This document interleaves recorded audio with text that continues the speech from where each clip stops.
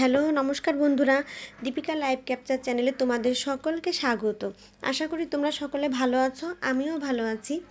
তাই আজকে আমি চলে এসেছি আরও মজার একটা সহজ রেসিপি নিয়ে। তো আজকে আমি রান্না করব চিংড়ি মাছ দিয়ে চাল কুমড়োর ঘন্ট। তো বন্ধুরা, আমার রান্নায় দুইটা অপশন থাকবে, একটা পেঁয়াজ রসুন দিয়ে রান্না আর একটা পেঁয়াজ রসুন ছাড়া রান্না। তো আমি আজকে যে রান্নাটি করব সেটা আমি পেঁয়াজ রসুন ছাড়া করব। তো আমি পেঁয়াজ রসুন বাদে কি মশলা ব্যবহার করছি সেটা একবার দেখে নিই। এখানে বন্ধুরা আমি নিয়ে নিয়েছি আদা বাটা, কাঁচা জিরা বাটা, ভাজা জিরা বাটা। ভাজা জিরাটা আমি কড়াইতে টেলে নিয়ে শিলনোড়ায় বেটে নিয়েছি কাঁচা মরিচ, এলাচ, তেজপাতা আর দারচিনি। তো দেখো বন্ধুরা, আমি চাল কুমড়োটা এভাবে কেটে নিয়েছি। তো চলো বন্ধুরা, আমরা রান্নাটা এবার শুরু করি। তো প্রথমে আমি কড়াইতে তেল দিয়ে দিলাম। এই তেলের মধ্যে আমি চিংড়ি মাছগুলো দিয়ে দিয়েছি। চিংড়ি মাছগুলো ভাজা হলে আমি তুলে নেব।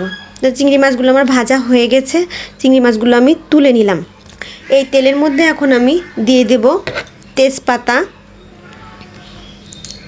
দারচিনি, এলাচ। তার মধ্যে দেব আদা বাটা আর কাঁচা জিরা বাটা। এই সবগুলো মশলা আমি সুন্দরভাবে কষিয়ে নেব। দেখো বন্ধুরা, আমার মশলাটা সুন্দরভাবে কষানো হয়ে গেছে। এখন আমি এর মধ্যে দিয়ে দেব চাল কুমড়োটা দিয়ে দিলাম। এর মধ্যে দিয়ে দিলাম পরিমাণ মতো লবণ, হলুদ আর কাঁচামরিচ।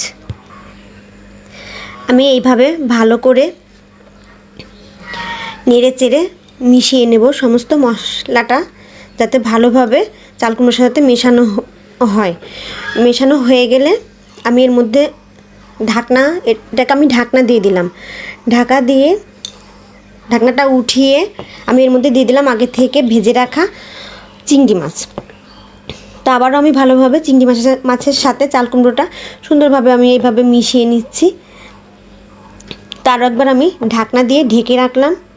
ঢাকনা উঠিয়ে এর মধ্যে আমি যে ভাজা জিরে বাটাটা রেখেছিলাম, সেই ভাজা জিরে বাটাটা এর মধ্যে সুন্দরভাবে মিশিয়ে আমি রান্নাটা নামিয়ে নেব। তো বন্ধুরা দেখো, আমার রান্নাটা হয়ে গেছে।